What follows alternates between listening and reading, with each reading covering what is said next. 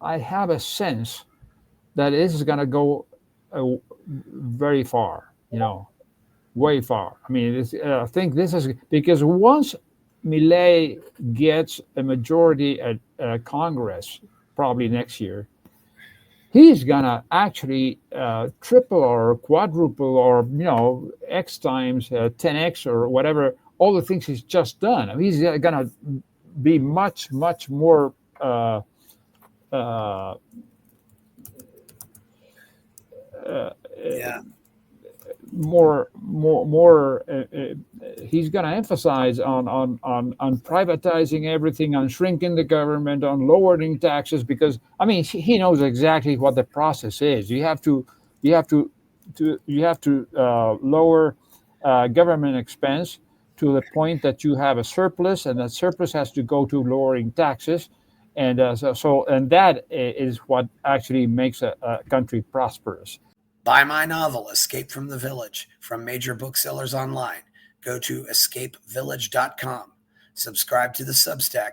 Go to fountainheadforum.substack.com. Support the forum. Go to buymeacoffee.com/fountainheadforum. Thank you. Welcome to the Party Pal. This is Fountainhead Forum 238, and I'm again for the third time talking to Jorge Trucco. He knows Javier Milei personally. He's also lived in Argentina his whole life. He's also very much a man of the outdoors. I mean, he loves to fish. He loves to just go out and see the natural beauty of his country. Jorge, you're making me want to go fish. I mean, Absolutely. your enthusiasm for How, fishing how are is, you? How are you, Chris? Thanks for having yeah. me. I haven't fished. One thing I do got to ask, since I haven't fished in a long time, but Argentina's got to have some kind of seafood culture, right? I mean, when you have all that coastline, there's got to be some good Mm. seafood down there. Yeah, I've never heard anybody talk about it. People talk about the Italian food and the meat and the beef, but yeah, yeah. I mean, the culture in the country is more about beef than it is about fish.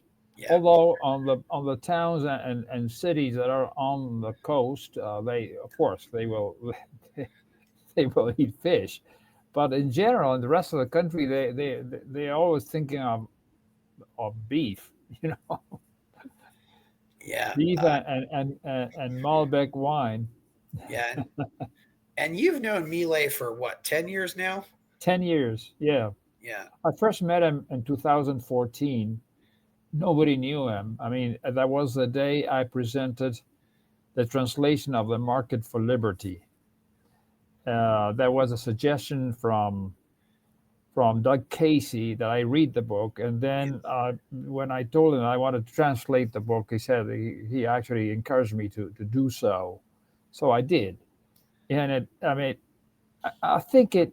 I mean, there was in the last decade, like between 2010 and 2020, there was a libertarian movement in Argentina that was growing all of a sudden.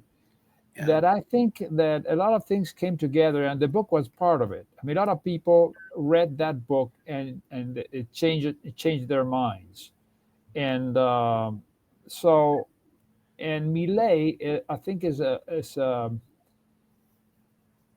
an effect of that movement, um, because we actually had meetings on Saturdays that we called Café and Cup, and he attended two or three of those meetings, and I remember, and those meetings keep uh, happening right now. They are still having those meetings, Café and Cup, and the libertarian thought is become mainstream, right? Becoming mainstream here in Argentina after not just Millet but other people as well mention Mises and Hayek and Ayn Rand and Rothbard and all that. A lot of young people went ahead and bought those books, and now they are reading them. There are a lot of YouTubers that have podcasts that are backing Millet, and they know about Rothbard and Mises and Hayek, and they know about Austrian economics and all that more than the mainstream reporters that you see on TV. Much more. I think there's a cultural revolution going on right now. I'm really very excited because I didn't think that I would live to witness what I'm witnessing now, right now in Argentina. This is a real paradigm shift, I think, and things are changing very, very, very fast, and I'm very excited. Yeah, well, it's the saying, sometimes decades happen in weeks, and sometimes weeks happen in decades. Yeah. Afraid it might have been Lenin who said that, but it is wonderful, and Milei is really leading the charge on this. This is what I think is important, Jorge. He's not, he's not just getting elected, but he's No. changing people's minds. I hear about him reading books. I hear 78% approval rating with people under 30. I mean, I think this is something's really happening here. Getting all these people to read these books who normally would never read them. It's just, I think it's remarkable what's happening here. It's almost miraculous, and I would love to know how we could, make that happen here. I mean, But obviously it takes the all right the people. things is that all the things came together. Like there's a publisher who's a libertarian, and he publishes libertarian books of different authors, from Ayn Rand, who is an objectivist, to an anarcho-capitalist, all a spectrum. I mean, this guy now is selling so many books right now, and I don't think he ever dreamed of selling all these books. Right now, he's printing and printing and printing, because all those books. I mean, every time Millet mentions any of these books or any author, you know, the boys are gonna go out, and the girls, and they want to read them. And because once you read one of these books, then you get book hungry, and you want to read more. Like after I translated The Market for Liberty, I wanted to read more stuff like that. So I read Hans Hermann Hoppe and Rothbard and Mises and Hayek and all that. And of course, I read all the Ayn Rand books too. That was prior to The Market for Liberty. So, and that's happening right now. And the cultural shift is really, really happening. You can see now people understand inflation.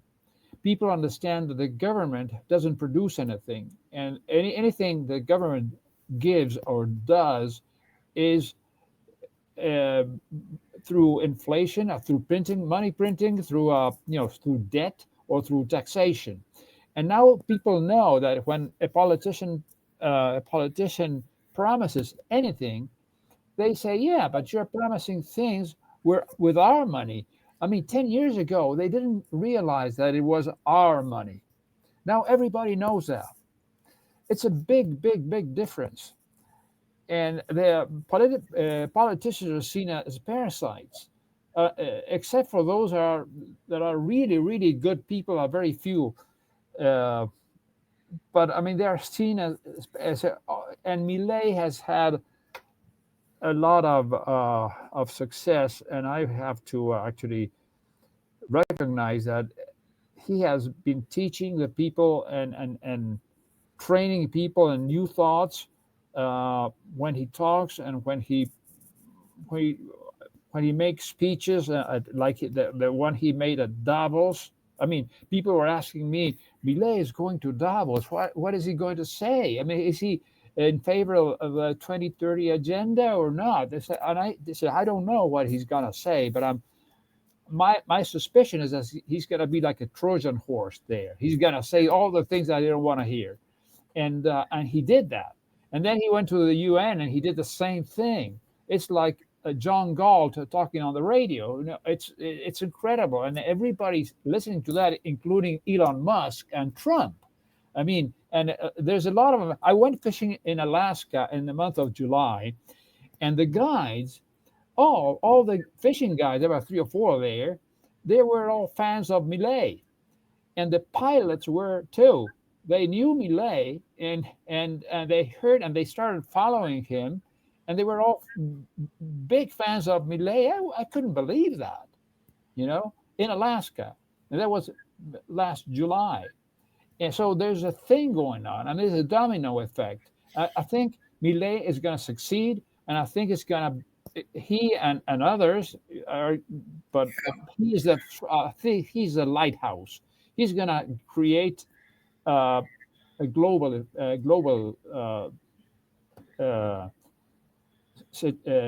effect uh, for good. I mean, I've always been pessimistic about the future of Argentina until now. I think Argentina is going to be an incredible place. There are Americans that are organizing for other Americans to come down and stay in Argentina. There's an American, one particular guy who's also who knows Doug Casey, who thinks that he doesn't want to live in the States because he's viewing Europe and the United States going, the wrong direction. And he thinks that Argentina right now is going through a paradigm shift. So he comes down with his family. He and his wife had a daughter here like a month ago. So Doug and his wife did? Yeah. Oh, Doug's a new dad. I don't think Doug's ever had any kids. That's wild. Yeah, I'll have to. No, I'm not talking about Doug Casey. I'm talking about a guy who was mentored by Doug Casey. Oh, a guy who was mentored by Doug Casey. Okay, yeah. He came down and he has two little kids, like 3 or 4 years old, and he had another daughter here. So now they are going to get the Argentine citizenship, and he's organizing a movement to have other Americans come down. He's telling everybody, you're going to see waves of Americans and Europeans come down to Argentina. Yeah. So yeah. When you first met Milei, did you ever have any consider that you could possibly do something like this? I mean, I'm totally in awe of what he's doing because he just seems to know how to. I don't know if I was exaggerating when I said he might be the greatest man in the last 1,000 years. Well, I think he is. When I first met you and we had the first interview, he hadn't been elected yet. Yes. Or I think he wasn't the president yet. But I was very excited. I didn't know how far this could go, all of this. And now I have a sense that this is going to go very far, way far. I mean, I think this is because once Milei gets a majority at Congress, probably next year, he's going to actually triple or quadruple or, X times 10X or whatever, all the things he's just done. I mean, he's going to be much, much more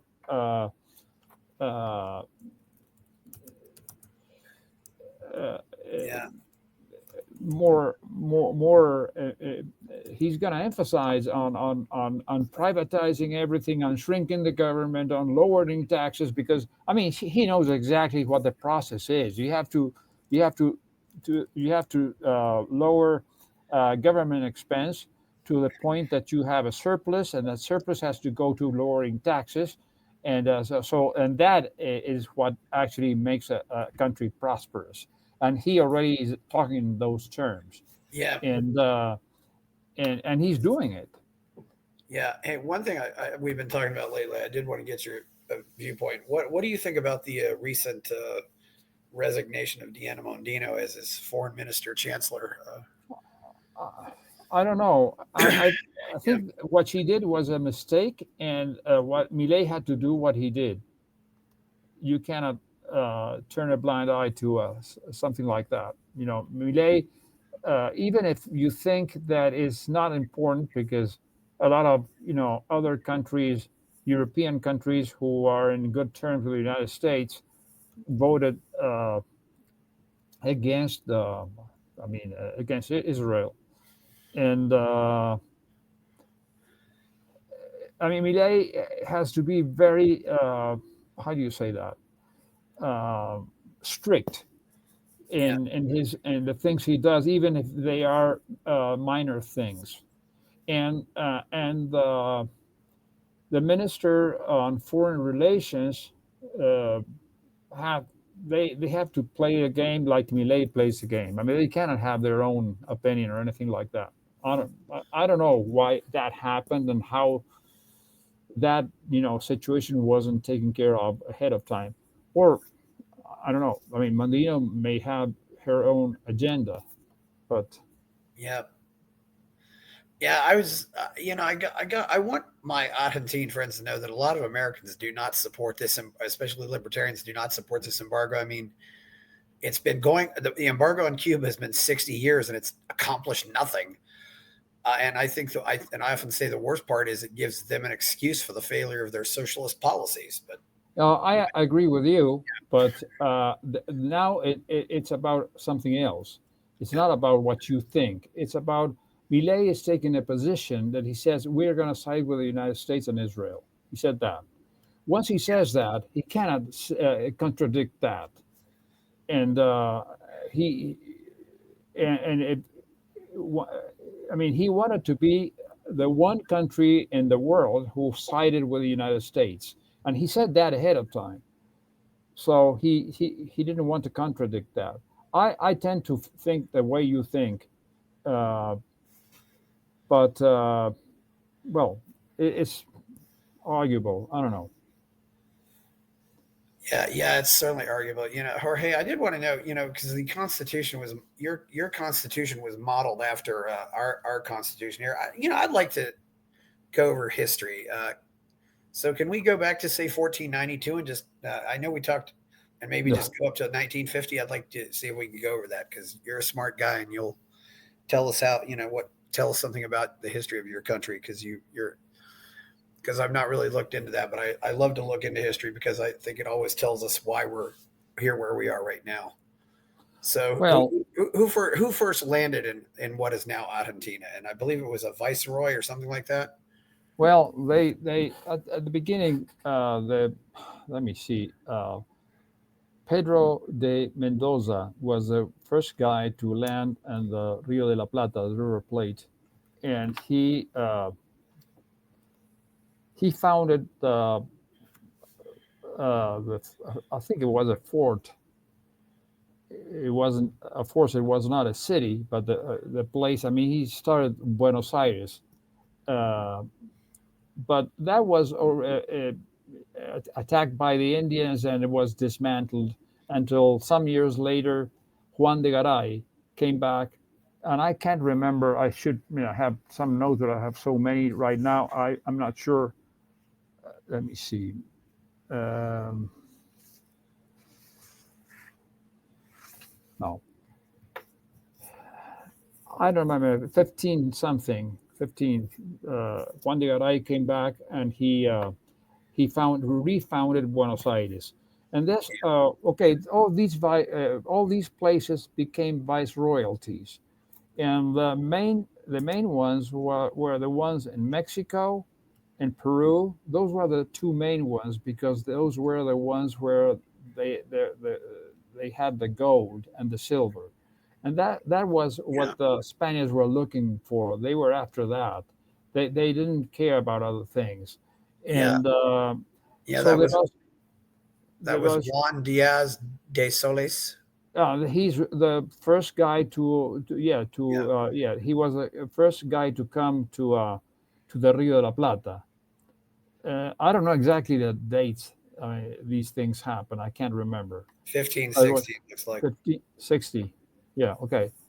But the foundation of Buenos Aires was around those years, and it was founded twice. Juan Diaz de Solis was the first one to discover the existence of the Rio de la Plata, the River Plate. It was such a big river that he called it uh, fresh sea or freshwater sea because it was so big. He didn't at the beginning. He didn't know it that was a river until finally, I guess he figured that was a river. But Juan Diaz de Solis.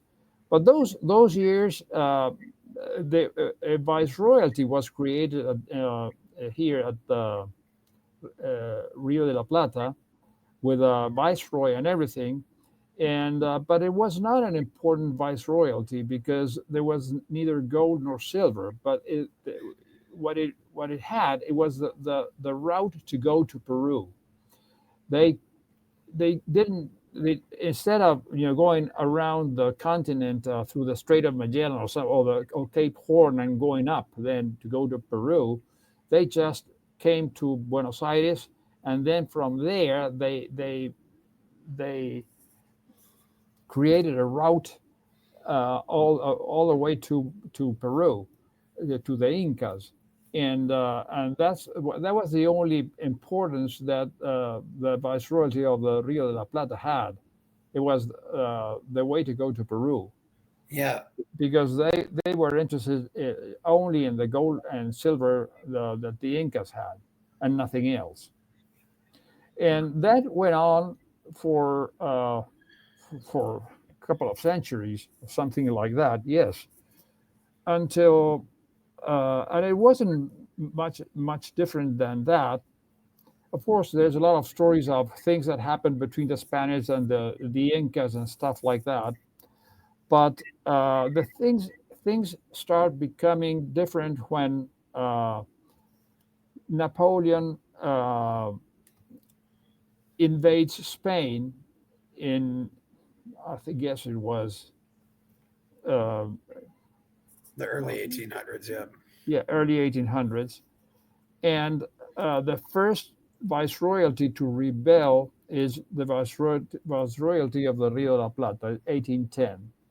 And they create the first government, local government. They carry on a revolution called the May Revolution. It was because it was conducted in the month of May of 1810, and Yeah. on May 25th, they take office. I mean, they overthrow the viceroy whose name was Cisneros, and they create a junta, and that was the first local government, and that was the only this one in here was the only rebellion that wasn't uh,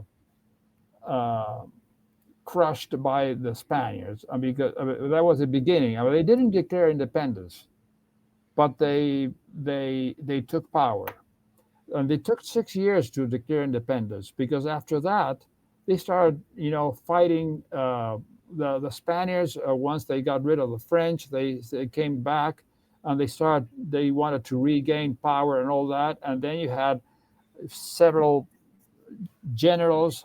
Well, the thing is that prior to 1810, Buenos Aires was attacked or was the intent to invade Buenos Aires by the Brits happened in 1807, 1806, and 1807, or 1807 and 1808, something like that, Yeah. twice. Yeah. And of course, And the locals organized an army and a fleet and everything, and they beat the Brits. They became very well organized, and then when they beat the Brits twice, uh, they started considering the possibility of confronting with the Spanish.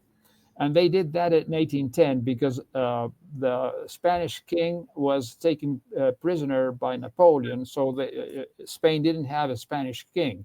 Napoleon's brother was the the king or whatever it was in Spain, and which of course the people here didn't acknowledge that, didn't recognize that, and they took advantage of the situation and started a revolution that actually overthrew the viceroy, and they had the first local government. And that first, in 1810 they had a junta, in 1811 they had a junta grande, then they have had a directory, and then they have a triumvirate, all the way like that.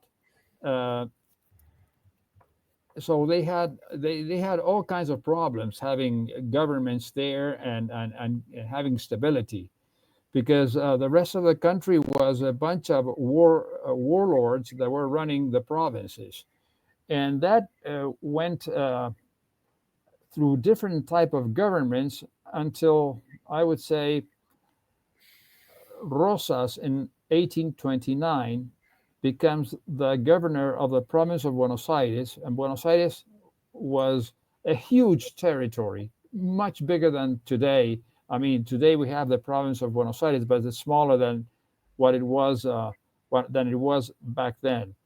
And Rosas became a dictator, but with a lot of power, and he had a lot of allies in uh, in other provinces.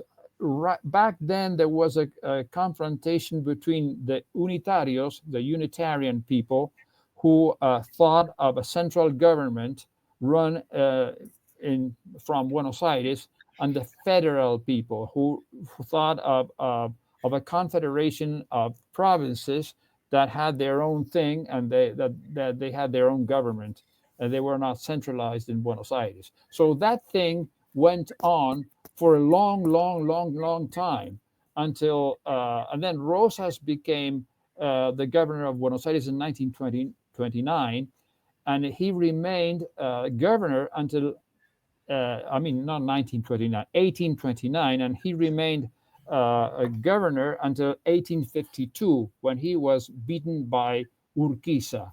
Urquiza is an important person, an important figure in the history of Argentina because Urquiza beats Rosas in 1952, in 18, I keep saying 19, 1852, and then he immediately uh, uh, establishes the constitution written uh, by by Juan Bautista Alberdi.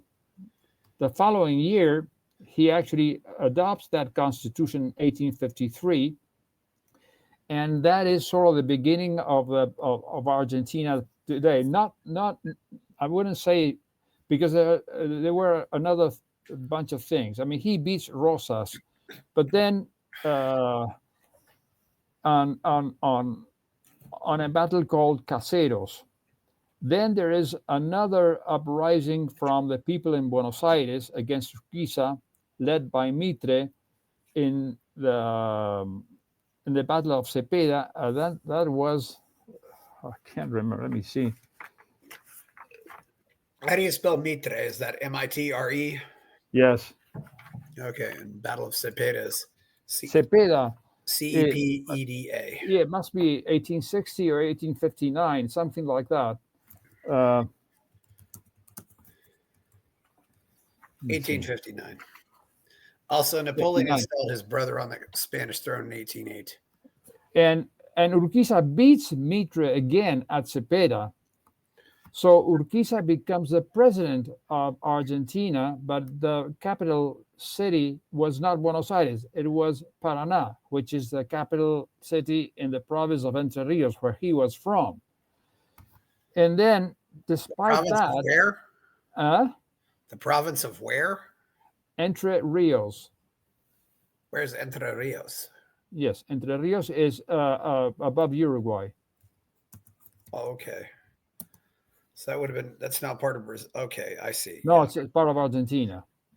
Oh, Entre Rios. Okay. Yeah. Yes. And then uh, there was another battle that was very foundational that Mitre attacks again and he defeats Urquiza at Pavon. And that must have been 1860, I think. Oquisa Uh, Pavon, you said? Pavon. Urquiza is what got defeated and Mitre wins, and he wins in the battle at Pavon, and the the country, but it is controlled by Buenos Aires. They kept, I mean, the port and control of the rest of the country. And from then on, Argentina starts becoming or behaving like a united country after that Battle of Pavon, that Battle of 1860. Pavon. Yes. And Okay, Pavon's in Santa Fe. Yeah, the Battle of Pavon is the state of Buenos Aires versus the Argentina. Oh, and yeah, you see it. You have Bartolomé, Bartolome Mitre and sí, Justo Justo Jose de Urquiza. Urquiza, yes. Yeah, Urquiza. But the good thing that Urquiza left was the fact that he installed the constitution, and Yes, Mitre, even if he defeated Urquiza, he kept that constitution, and Mitre really made a big effort to actually create a nation. I mean, he started, a lot of things, and he tried to get the country together and all that. Still, the Patagonia region was not part of Argentina uh, back in 1860. But in 1880, the the president, I think it was Nicolás Avellaneda, he decided, I mean, and the Minister of War, because now we call him the Minister of Defense. Back then, yes, it was called the Minister of War. yeah. Just like in Was America, we used to call it the Secretary of War. Now it's the yeah Secretary of Defense. Yeah, was Roca, and he was sent to conquer the what they call the desert, which I mean, which is all the region, the Patagonia region. They didn't know they had the Andes, and the Andes are not a desert and all that. So they discovered all that on that campaign. That was a campaign to the desert.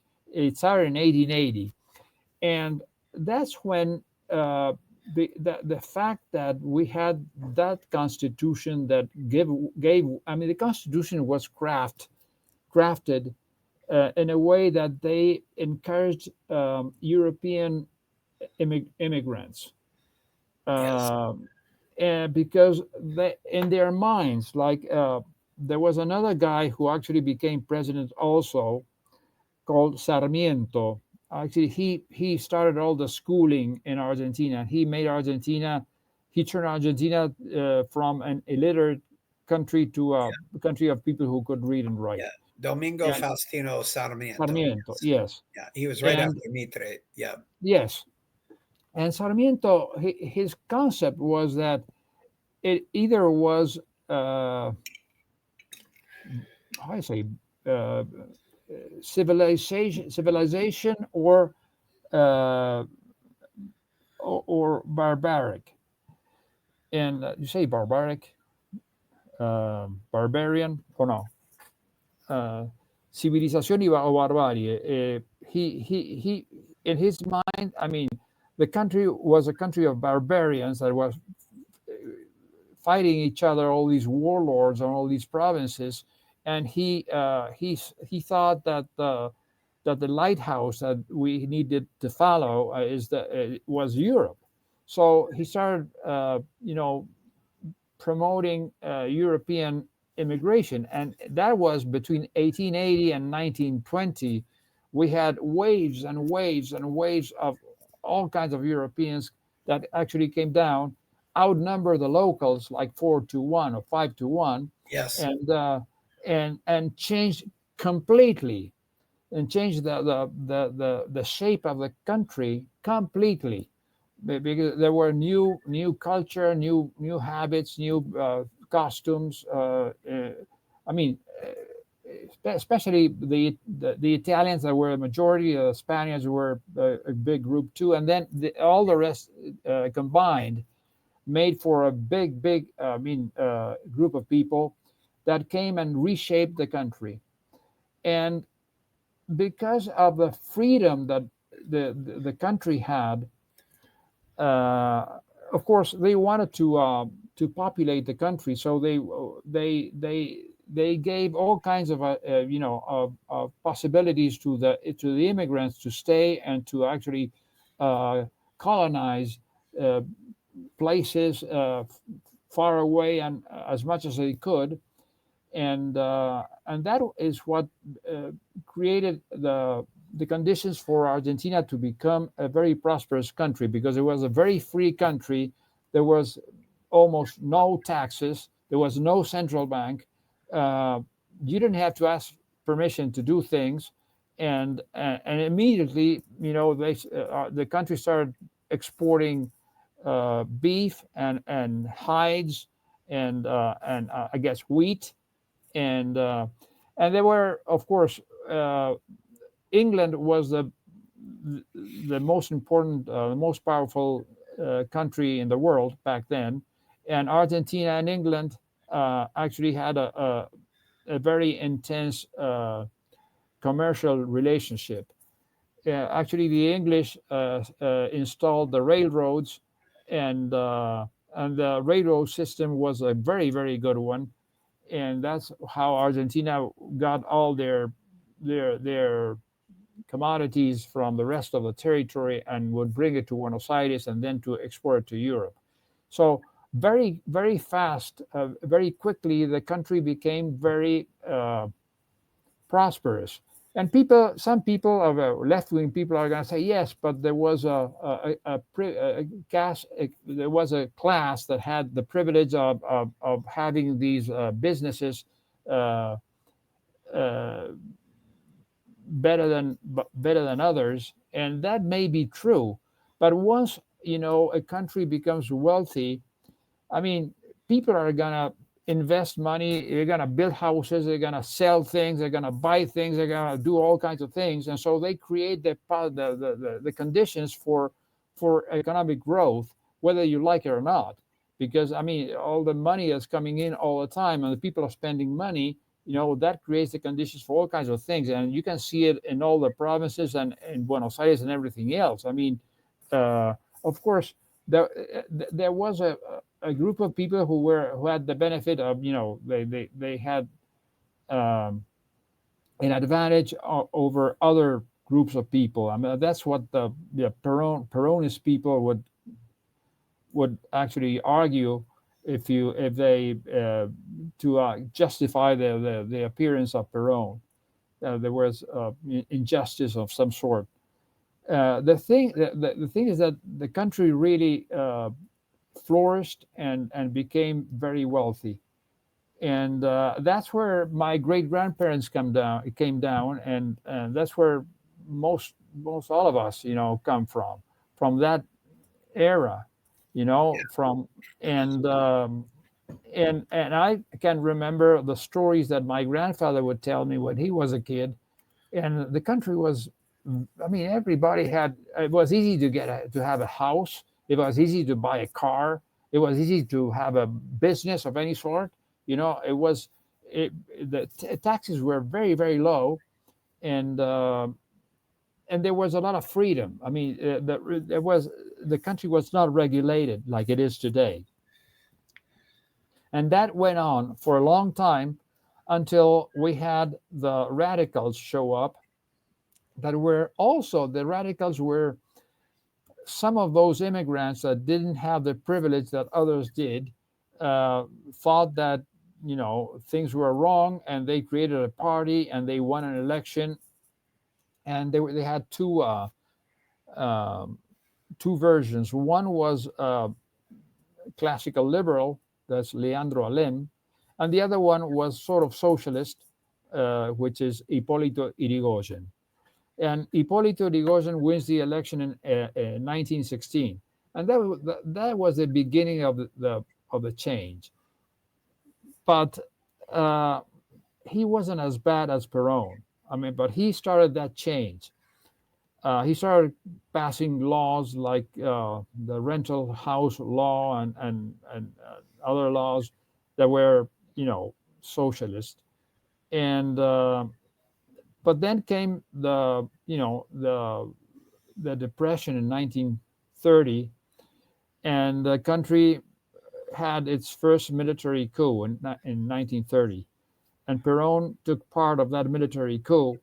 He was a captain, and he participated in that military coup, and Hipólito Yrigoyen was overthrown, and the people who took control of the government. I mean, it's an irony because Hipólito Yrigoyen was a socialist, but the people who won and who took the country back in the 30s created the central bank, created the uh, uh, income tax that we didn't have. That was in 1830 something. In 1930 something, I'm mixing centuries here. In 1930, oh no, central bank was founded in 1935, and income tax was established, I think, in sometime in the 30s, and so that was the beginning of the decline. But then, when in 1943, Peron participates of another military coup, and and that was a kiss of death because he is successful, and he participated of the military coup. The president was Ramirez, and then Farrell. And Farrell appointed Peron as a Secretary of Labor, and Peron started campaigning from that position of being Secretary of Labor. Then he meets Evita, and that was the kiss of death because Evita and Juan Peron were so charismatic that they win the election of 1946, and that was the beginning of a cycle that is uh, ending right now. It's Yeah. kind of amazing in the way that these personalities drive politics. What was the main source of government funding before the income tax? Well, there was no inflation. It was, I mean, the government was so small that all the ministries could be kept inside the Casa Rosada. That Milei says that all the time. It was a very small government. I mean, probably also tax. I don't know what type of taxation kept the state, but didn't have income tax until 1930 something. Um I guess the government always has three sources of income. One is debt, the other one is money printing, and the other one is taxation. They had they were probably printing some money and taxing and having low taxes. They probably had taxes. I'm sure they did. I don't know which tax they had. They didn't have value added tax. I mean, that came in 1970, something like that. I remember when that came in, 1971, 1970. Back then it was 13% value added tax. Then when it went from 13 to 16, then it went from 16 to 18, and then to 21. Um, and actually, when I was a kid, income tax was only uh, applied to corporations, not to individuals, and not to small corporations. There was a form of corporation that was a family thing called Sociedad de Responsabilidad Limitada, which would be like an LLC, um, that uh, the, they had income tax, but it was much lower. And so, if you had a family business like any shop or something like that, you would use that form of corporation. And I did that back then. I could do that, and taxation was scaled. If you had, if your sales were up to a certain level, then your tax was small, like 5%. And if it went up that above that, it was a little bit higher. But it wasn't like a sociedad anónima that was I think it was 30% back then, and now it's 35%. And now everybody's paying 35%. And now it's across the country, and everybody with small or big is paying 35% income tax, and they also are spending. They are paying value added tax, and they also are taxes that overlap. For instance, the provinces are taxing you for your belongings. I mean, if you have house, that you have you pay a tax for having a house. If you have a ranch, you pay a tax for owning that land. So all provinces are doing that, but the federal government is actually having another tax called bienes personales, which means it translates as personal goods, which is an asset tax. So you have one tax on top of the other, that makes the country totally, uh,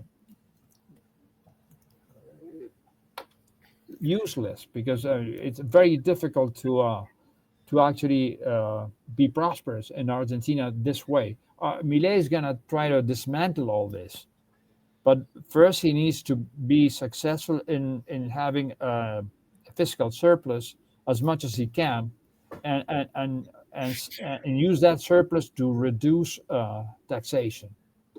I think that is the goal that he has. But all those things started happening in the 30s, and of course they were during Perón. They got very much worse, and then there was they were we never had a classical liberal or freedom oriented government until today, uh, and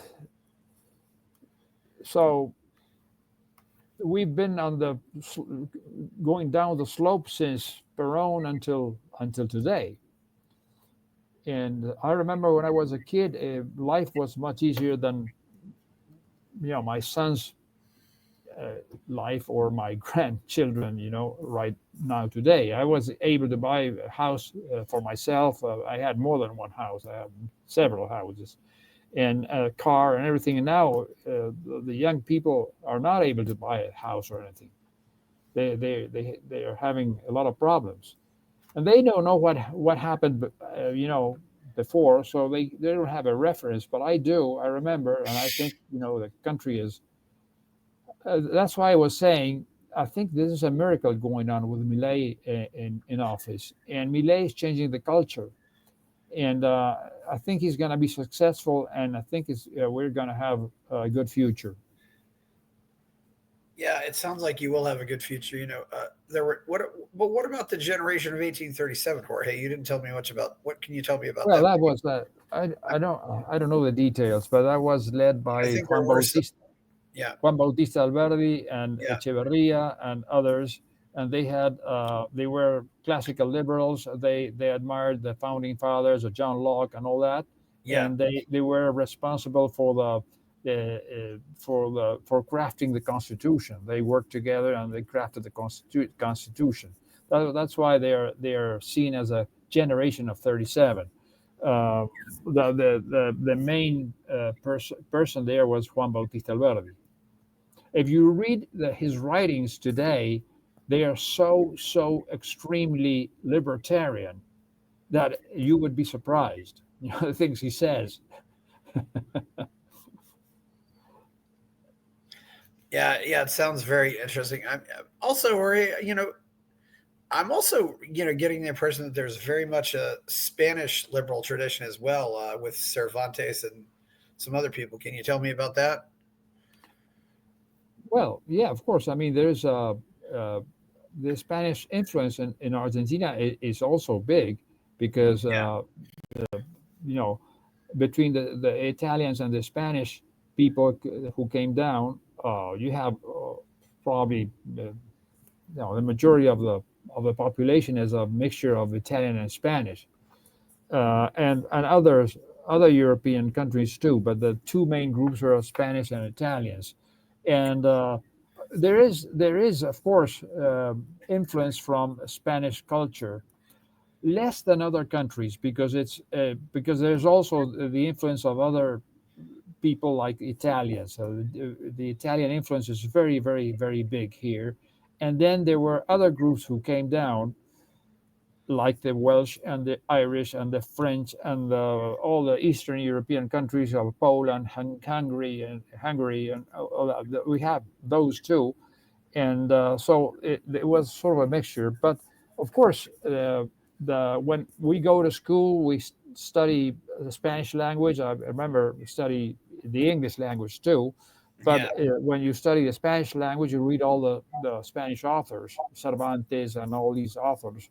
And so there is, of course, a Spanish heritage in Argentina, no question about that. Yeah. But it's not as strong as it is in the other countries of South America or Latin America, Mexico, for instance, or any other country in South America, because they hadn't had the ways of immigrants that we had here in Argentina.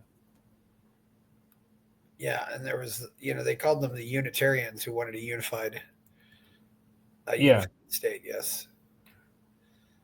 But I was just wondering, Cervantes and some other Spanish liberal thinkers that might have influenced these people. I mean, I think they even influenced our own founding fathers because obviously all these men knew Spanish, but they might not have known English. So yeah, I don't know about Spanish authors that could be influential in Argentine culture. The Catholic Church is an important element yeah, in the culture here.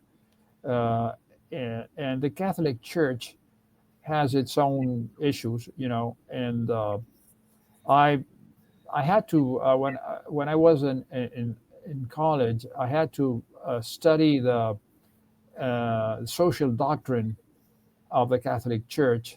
It was a subject that you needed to study and to pass an exam. And I disagreed with a lot of things. I mean, a lot of things are just yeah, communist or socialist. They are collectivist. Some of the things and they're the different encyclicals that they had are contradicting too, because one thing is having, for instance, John Paul II, and the other thing is having like this Francis, Pope Francis, who yes, just thinks the opposite way. And the encyclical that actually uh, made in my opinion, uh, a bad um, that was bad for the the social doctrine is called Popularum Progressio, where they have all these collectivist principles, and they treat private property as a secondary property. That's when private property starts being treated as a secondary property. That they believe in an authority that that regulates your property and can even take it away from you. And so that is one of that is a very bad encyclical. And and there were others before that one that said the exact opposite.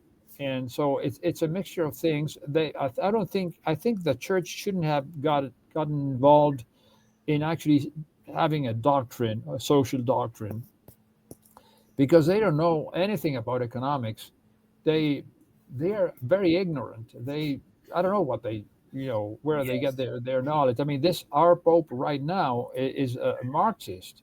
So it's and people because people are religious and they think that the Pope is the voice of God. Whatever he says, they will go with, and that is a mistake. Fortunately, that's not the case so much right now. I have people like Milei saying things, and others that are other than Milei that also say things, and a lot of young people are listening to that. But I think that the church has had a lot of influence in the Argentine culture. yeah. I mean, yeah. The Pope Francis is absolutely horrible. What is the general impression of Pope Francis down there? Well, all my friends think like I think. My family does too. I don't know that he has a great following. Of course, he will have uh, a fixed percentage of people following him because he's the Pope. But people are now. I mean, the ideas of freedom that Millet is spreading are catching on in such a way, and they are so they are the opposite of what the Pope is saying, but the people are actually following the ideas of liberty more than the Pope. I don't know.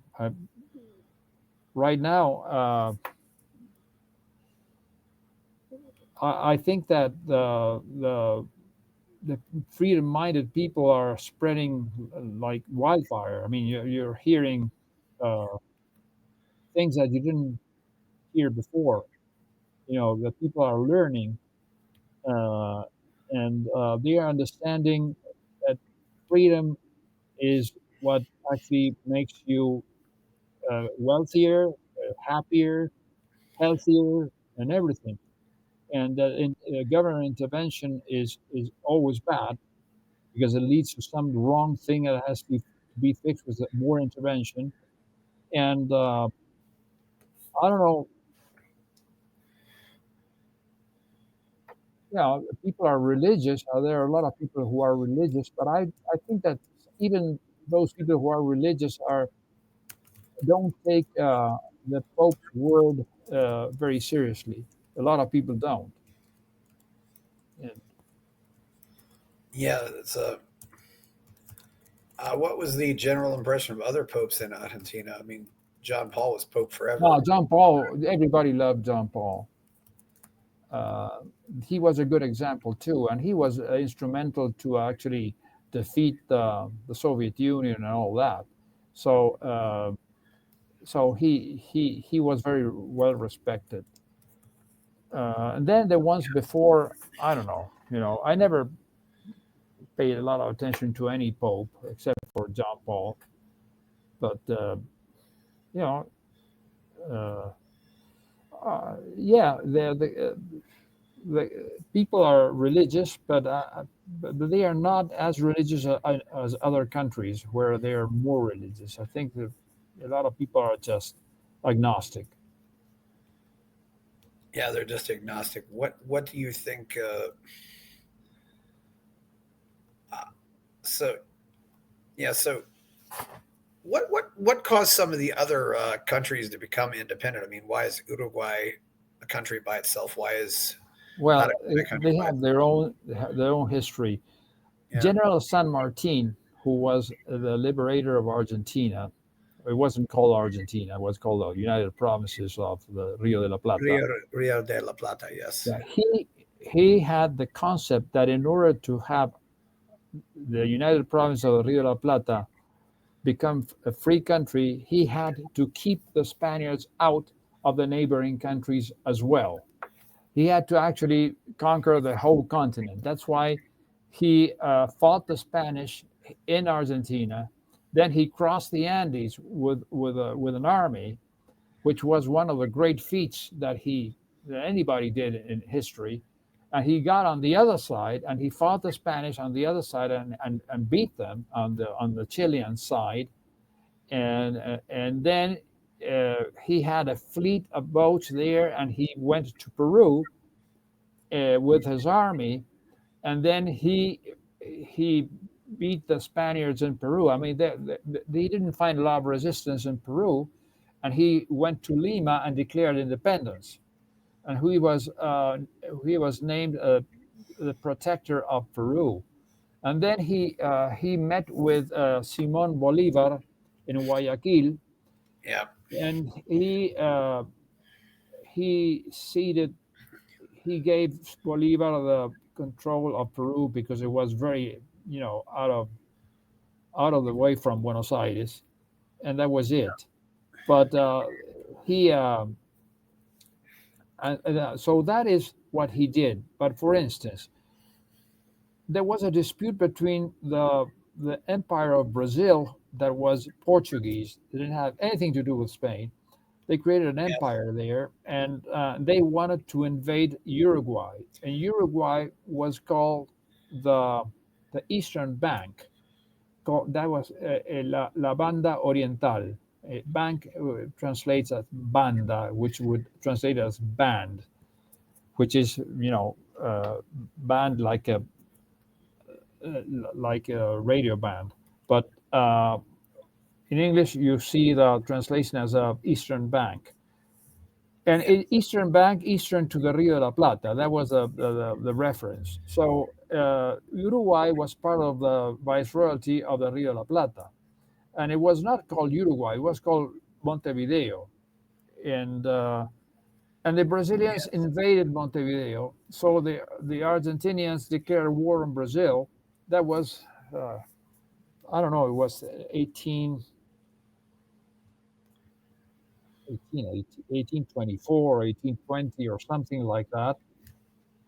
Argentina wins the war, but England or Britain, Great Britain, gets involved, and uh, they uh, they they they they get in the middle, and they try to fix the conflict with Brazil, and they create a different state, an independent state there, that's neither Brazil or Argentina, which is Uruguay. That's the way that Yeah. Uruguay becomes an independent country. Otherwise, it would have been just a province of Argentina. But I'm very happy that Uruguay is not a province of Argentina, because for many years they had their banks and bank secrecy and all that. And when we had to hide our money from some bad uh, politician or president, we always had Uruguay to go, and have an account there or something, or a house or whatever. And so uh, Paraguay was also part of the viceroyalty, but at some point they go independent, and that was something that they became independent, and the Spanish never fought them. That was never reversed. So you have San Martin liberates Argentina and liberates Chile and Peru. Then you have Uruguay. That was happened after that. Uruguay becomes an independent country because Argentina beats Brazil, and the English come in and they say, let's have an independent country here that's neither Brazilian nor Argentinian. Okay, so created Uruguay. Paraguay became independent because they had an army, and they wanted to be independent. They didn't want to depend on the port of Buenos Aires, because otherwise they would feel that they were part of Buenos Aires. They wanted to be, uh, you know, um they wanted to have their own country, which I don't blame them for. And then you had what they called the Upper Peru, which is now Bolivia. It wasn't called Bolivia. It was Yeah. called, because Bolivar back then was still alive, Yeah, they and named after Bolivar, and of course, yeah, some currencies have also been called Bolivars. I mean, Bolivar has been loved all over South America. yeah, Yeah, and I don't know how the things went for the North and South American countries like Ecuador, Colombia, and Venezuela. Those were territories of Bolivar, and that belonged to, actually were governed by Bolivar, or Bolivar, like we say. And I'm that's a part of history that I'm I don't know exactly how those things went up there. But the southern portion here, Brazil, Uruguay, Paraguay, Peru, yeah, that happened. Everything was triggered when Napoleon invades Spain in the yeah, early 1800s. I mean, there was a domino effect. They yeah, they went into, and every country had a revolution at yeah, that time. yeah. And every country had a revolution. They all gained independence about the same time. It's interesting too. Although there were several, although it is interesting why these countries broke up. Because if you look at the flag of Ecuador, Venezuela, and Colombia, they're all the Same same flag. color scheme. I mean, Yeah, you can tell that these countries came from the same, had a common root. It's yeah, there's even similarities between the Argentine flag and the Uruguayan flag. I mean, there's yeah, the blue and white, and there's the sun, although they put the yeah. sun in it for place. I mean, yeah, Uruguay is a very interesting. It's a nice little country. It seems like it's friendly. Sometimes I think those smaller countries. I think the smaller countries sometimes have issues or have less issues just because people are closer to the government. It's they have what 5 or 6 million people, and you have 45 million people in your country. Yeah. Oh, I think Uruguay has less than 5 or 6. I think Yeah, it's 3 or 4. yeah. Well, it's in the single digits. Yeah, Yeah. yeah. It's definitely. There's a lot. Yeah. There wasn't. There's never really been a large indigenous population in Argentina, has there been, or not? Not like in Peru. Yeah, Of course, there were Indians, but there were a lot of empty territories. In Patagonia, the Indians in Patagonia were near the mountains because of yeah, they had more. I mean, they would not live in the desert. In Patagonia, I mean, outside the Andes, the rest of the territory is a high steppe, very dry, very cold, very difficult, yeah, very hard to live there. And of course, with modern technology, you can live anywhere. But back then, and they actually, I mean, when they decided to conquer Patagonia in 1880, there was a big argument. There were a lot of people who said, "Why do we have to spend all this money and all this time and all this effort to go to a place that's totally dry and cold and doesn't have yeah, anything of value?" And I mean, there were a lot of people against that. But fortunately, they just marched down, and they went all the way down to Tierra del Fuego, and so now we can go fishing in Patagonia without having to go to a different country. I don't know, but anyway, that's what they yeah. did, and then they had the war. That was a very, very, very bloody war. That was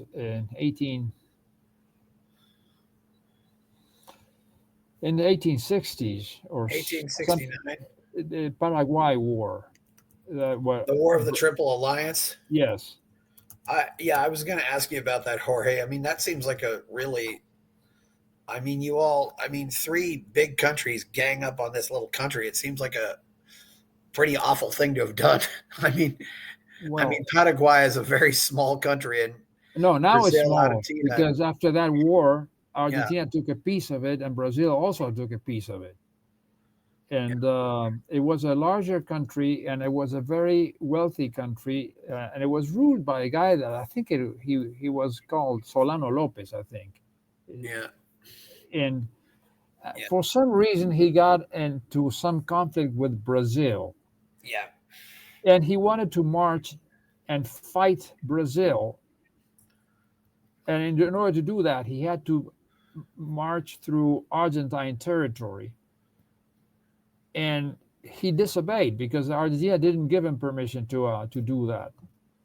And since he disobeyed, then Argentina sided with Brazil. I don't know why Uruguay also uh, joined Argentina and Brazil, but that yeah, was a very bloody war, and the Paraguayans lost all their men there. I mean, the yeah, country was left with no men almost.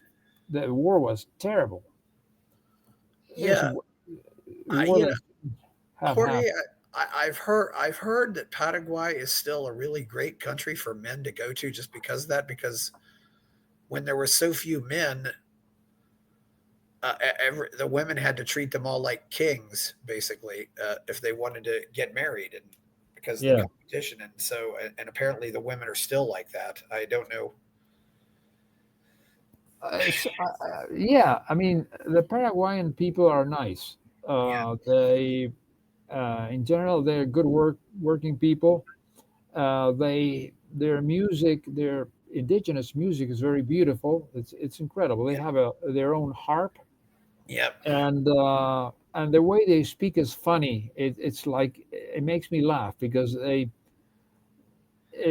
speak in an informal way all the time, and they have two languages. One is the Indian language Guarani, and the other one is Spanish, yeah, and uh, and they go from one to the other. And their ethnicity is a mixture of Spanish and Indian, I guess, Guarani Indian. But they are good-looking Indians. I mean, they are not short like Bolivians in general. They are tall people, and they are nice people. Um they didn't get the waves of immigration that we got here, or they didn't get as much as we got here. But Yeah, all these years, they've had stability. They have low taxes. Um, it's a country that, many times I said I would like to have a Paraguayan passport, because if you live in Paraguay, you pay low taxes and you can make a living. And if you have, for instance, a ranch yeah, there, you can do well. yeah, Uh, I, yeah. I, I like I like that country. The people who went there and who actually did business there did very well. Friends of mine. Yeah, I'm curious myself. One drawback is it's one of the few countries in South America that does not have an occasional direct flight to somewhere in the U.S. I mean, I do prefer that, but it's a.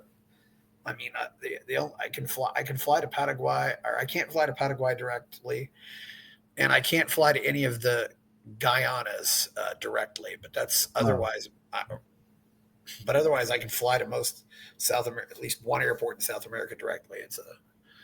But all those countries, Bolivia, Peru, Ecuador, they are Paraguay, maybe Ecuador at a certain point. They all have a divide between the indigenous and the descendants of Europeans, yeah. which is quite unfortunate. And yeah, there's so much unique stuff out in this world. Now Uh, you see, for instance, Paraguay does not have an African population.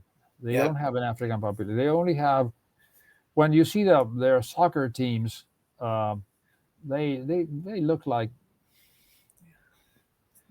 nah, a lot of, like, they don't, they're not, they, they look like a mixture of European and Indian, but they are almost white, yeah, and Chile doesn't have African population either, for yeah. instance.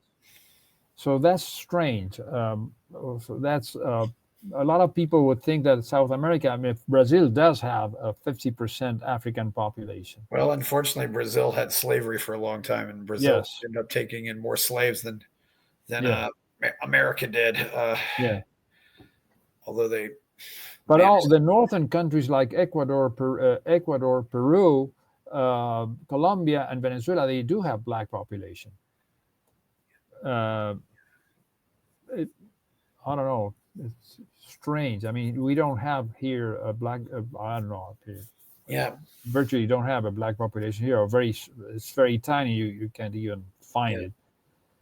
yeah. And Jorge, I wanted to ask too, since people didn't want to go to Patagonia, why is there so much emotion attached to the Islas Malvinas, or as the English call them, the Falkland Islands? I mean, one man, I don't know who said this, but I once read that a man described it as two bald men fighting over a comb.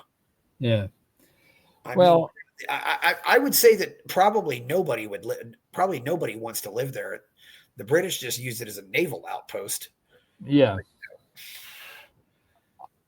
I think there was a population there, and the English invaded the population in 1833, Yeah, uh, and they stayed there. And Argentina claimed the islands for a long time. And when you're a kid, you go to school and they teach you that the Malvinas are Argentina.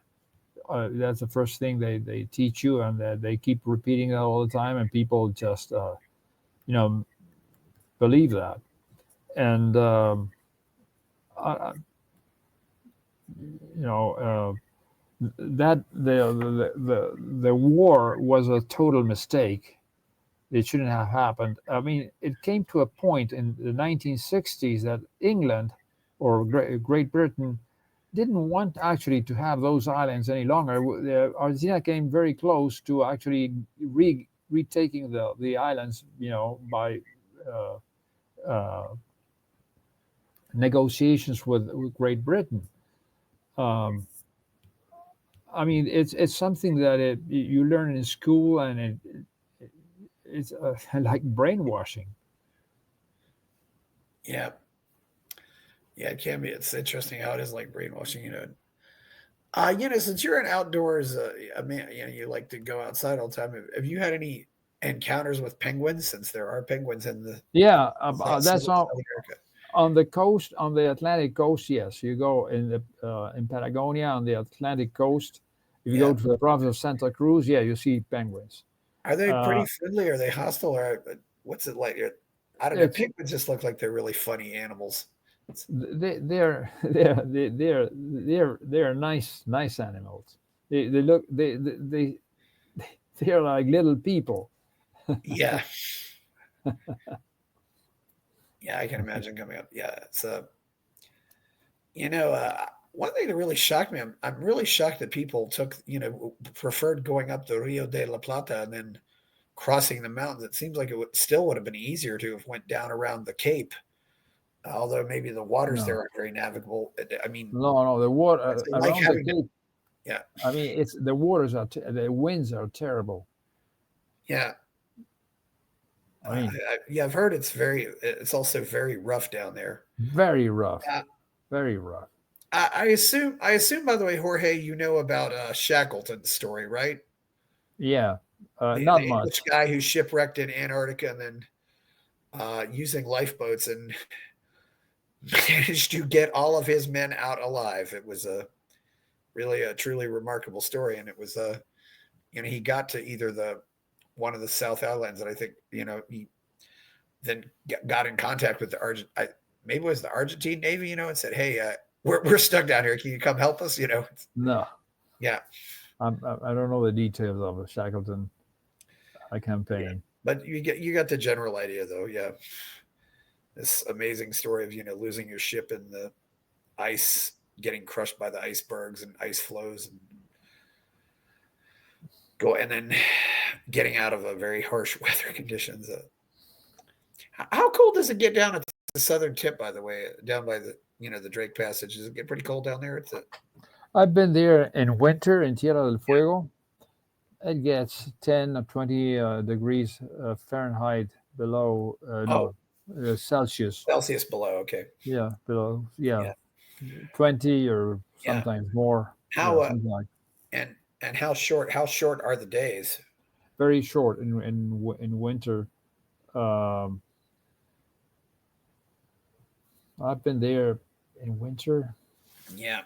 I've been there in the month of May, which is Yeah. not exact winter. I guess the That's days pretty. That's must pretty be. close though. But yeah, you Yeah. probably Well, it, there was daylight at some point. yeah. There's some daylight. Yeah, but Some daylight. I can't remember exactly. It maybe was only having three long or four time hours of ago. daylight though. Yeah.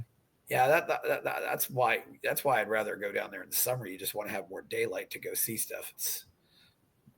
Yeah. Well, in the summer, if you're in where I am in Patagonia, which is northern Patagonia, the you have long days. I mean, the sun sets at like 10 o'clock in Oh yeah, December, for instance. So I think that way down south, which is 2,000 miles south of where I am, it must be more of that. There's much more of that. yeah.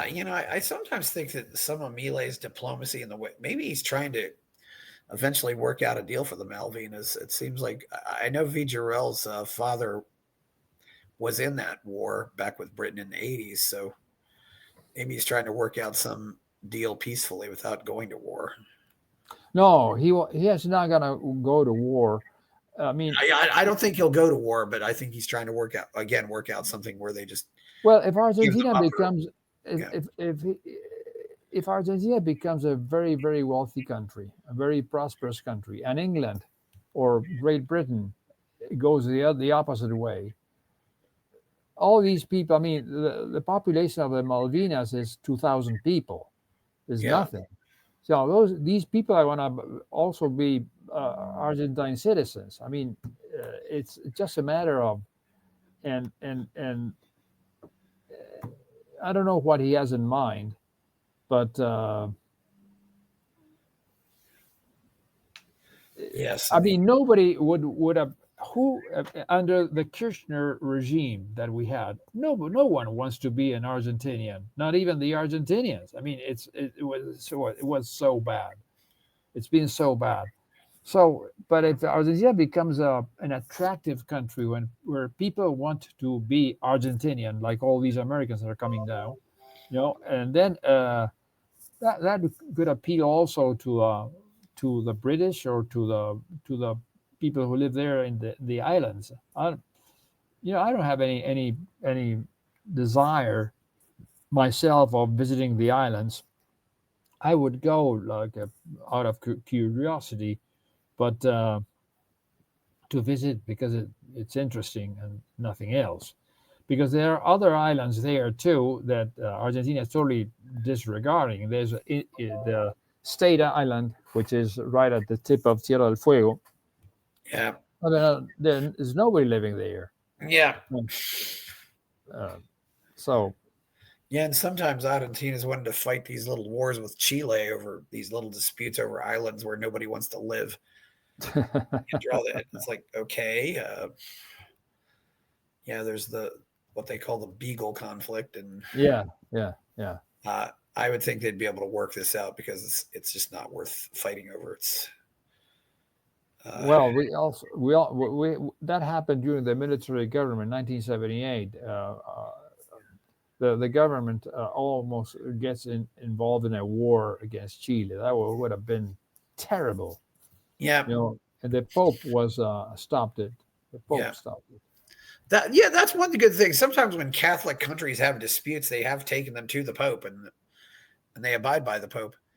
Jorge, I would also think though that the enormous mountains would at least make war a lot less likely. I mean, and those are some big mountains.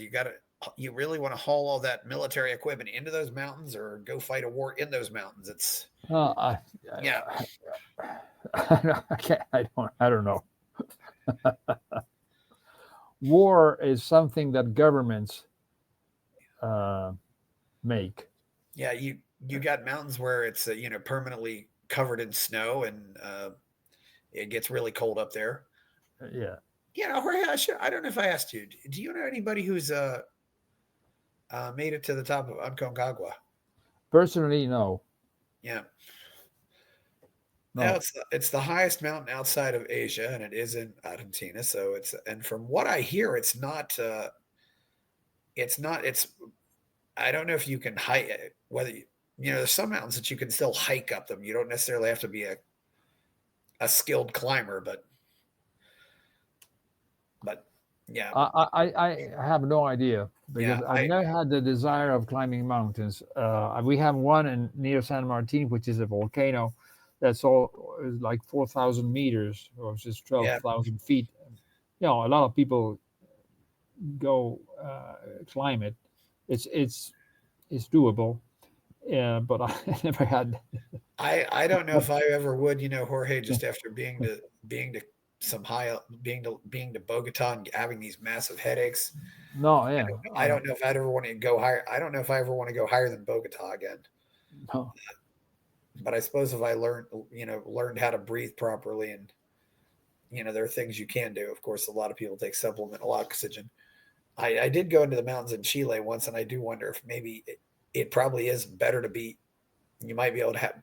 Obviously, you have better air quality in the country than you do in the city, but it's it gets cold. It gets hard to breathe. It just you understand why nothing lives up there. Yeah, nothing lives up there. I mean, I don't know. I didn't even know if they're insects or whatever, but and no plants. It's just very inhospitable. But it's I think that's part of our own sense of adventure as to why we go to places like this. It's a I mean, I think people have some people are attracted to climbing mountains. That hasn't, and some people are attracted to go fishing, like myself. So I don't know. I think it's in some cases it's just this desire to kind of a desire for conquest. I beat the mountain, that kind of thing. Yes. And hackers, have this, I broke into your system, or just the desire to be able to say you did it, and not that many people do it. It's Yeah, Yeah, it's like hunting and fishing. It's yeah, sort of the same thing. I mean, yeah, you're after the trophy fish, the yeah, whatever it is, a tarpon, a salmon, things like that. Uh, yeah, Climbing a mountain, I guess, I can understand people, liking uh, to climb mountains because it's a challenge.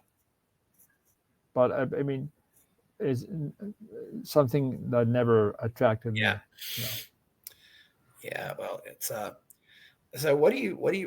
since I don't know if you ever still talk to Milei, or is he kind of out of the loop now? Certainly, you're following what's going I on. exchanged messages, WhatsApp messages, since he was elected. On and off, and he answered some and not Yeah, answered some others. I don't want to be a pain in the ass. If I yeah, have something of importance to tell him, I will. Otherwise, I congratulated him for his birthday, like a couple of weeks ago, I guess, and also for his speech in Davos and his yeah, speech in the UN. yeah. I've done quite a few analysis of his speeches. I mean, I Jorge, I really hope he knows about about my show. If he, I don't know if he does, but I know. I've talked to other people, other people who know have been on my show too. This I figure he does, but who knows? I mean, I don't know. you hope he knows what? I mean, I If he didn't. knows about all these videos I've put out, Ah, yeah. I well, mean, I send them to him. oh, that's cool. Yeah, that's Yeah, great. Yeah. via But I can WhatsApp. imagine when you're in that kind of position, you're probably getting all kinds of messages and everything. Mm. It's No, no. Right now, he's getting all kinds of messages yeah. because What? he's up against such a big opposition, or Oh such a yeah. big challenge. What he's doing is monumental. He seems to know how to make people his friends, and he seems to know how to make people want to follow his lead. Yeah. I'm really, and it looks like to me too, he really brings out the best in his people. I mean, he'd probably be a remarkable coach in sports Hmm. if he wasn't, president of the country. And of course, maybe he has done that. I don't know if he's. I know he was. I've seen that player picture of him as a soccer player. Jorge, I'm still wondering: are there any videos out there of Milei singing with his band?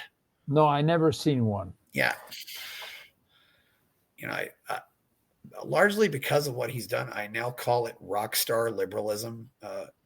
He was never a rock star. I mean, I mean, yeah, he's a now he's a rock star now for the yeah, things he does. Yeah, but I said his speeches are like concerts. I mean, yeah, I just watch a speech in Congress, and I said the audience is his instrument. He's playing the audience. yes. Yeah, it's just He's very good at that. He's very boy. good at that.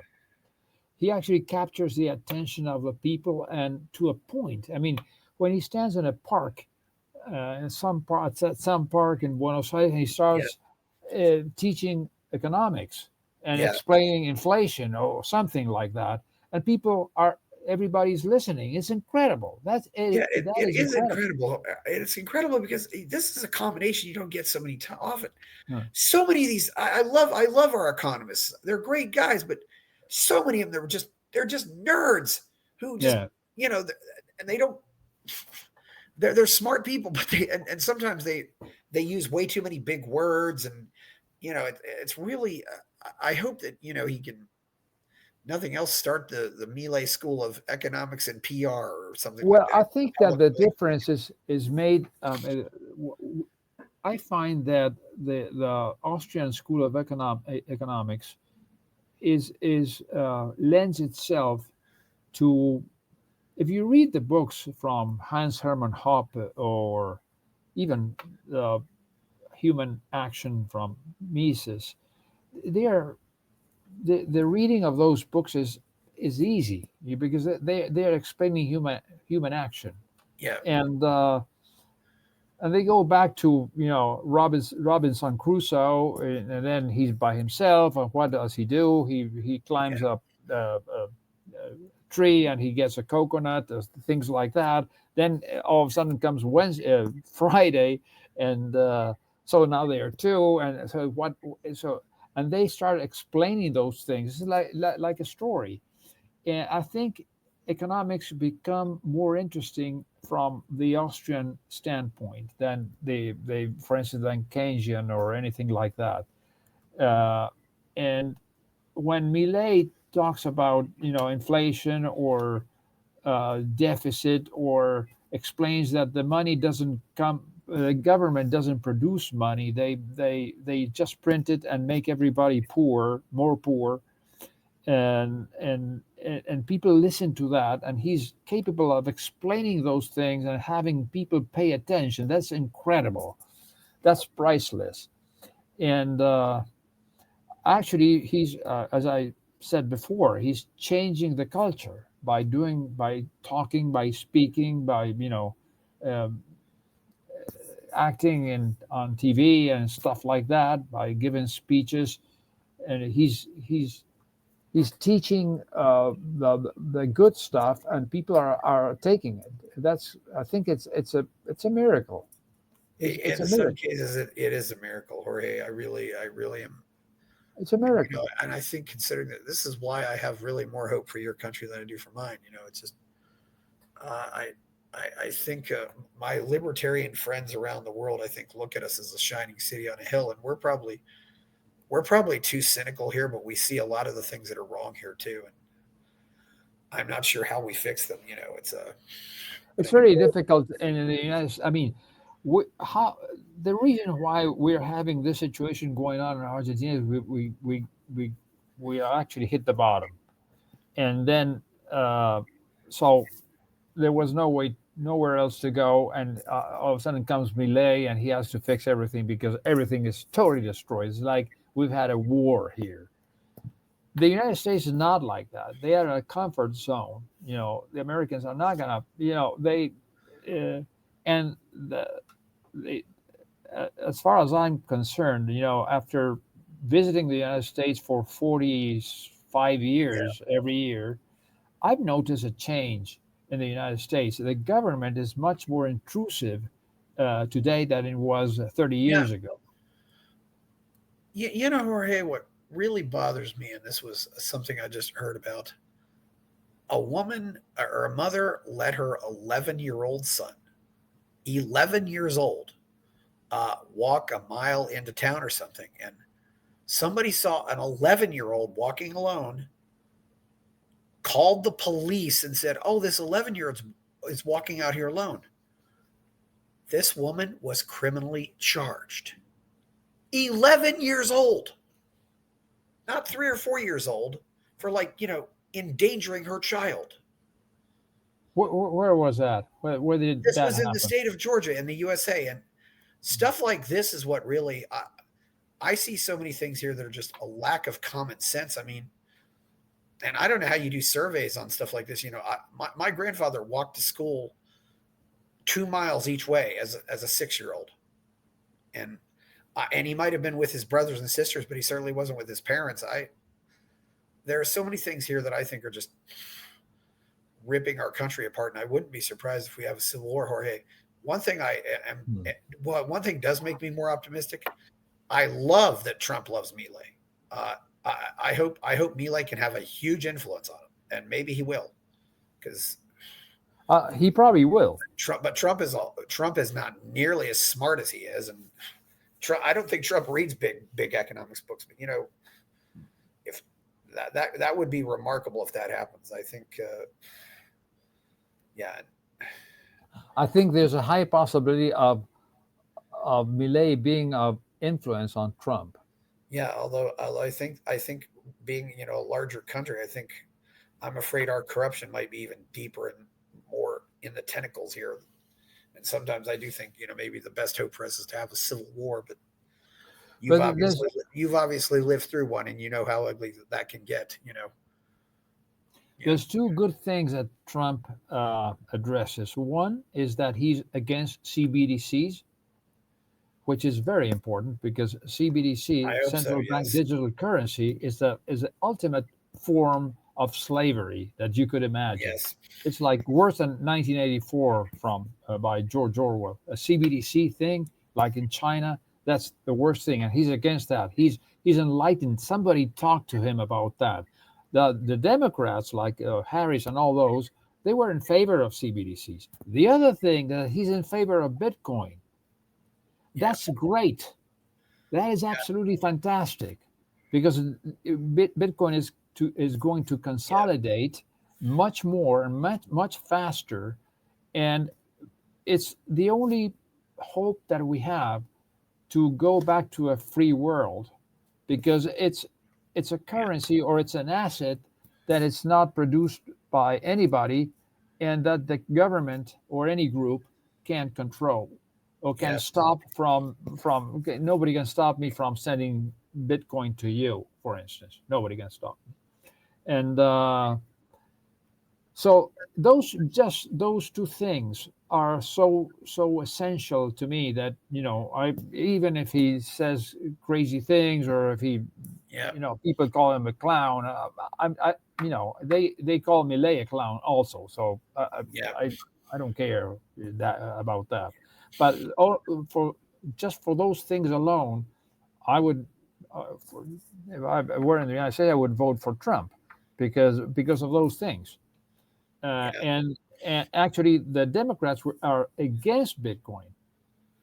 Yeah. Uh, and I and think a lot of I think a lot of Americans have just got tired of some of the things that some Democrats are embracing, like men playing women's sports and women playing men's sports. They just don't want to well, see it. that That's is nuts. Yeah. that is crazy. That's I against nature. I don't know how, and all of this stuff has come out of these corrupt colleges. I hope there can be some revolution in the colleges, because the Berlin Wall fell, over 35 years ago, but there was no revolution in the colleges, and that's why we still have these ridiculous ideas out there. So, well, it's been great talking to you, Jorge. I think it's a good time to go. I love having Well, you here, and we will have a next meeting, Chris.